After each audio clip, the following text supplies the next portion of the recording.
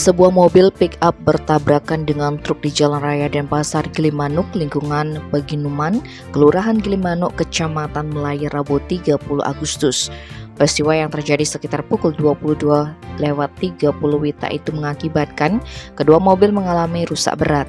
Selain itu, satu orang pengemudi juga mengalami luka-luka. Kapolsek kawasan Pelabuhan Gilimanuk Kompol Idewa Putu Werdiana dikonfirmasi Rabu 31 Agustus membenarkan kejadian itu. Kecelakaan terjadi akibat mobil pick-up hilang kendali dan oleng ke kanan hingga melewati as jalan. Saat itu mobil pick-up melaju dari arah Denpasar menuju Pelabuhan Gilimanuk. Di saat bersamaan datang truk dari arah Pelabuhan Gilimanuk bergerak pada jalurnya dan mengakibatkan kecelakaan.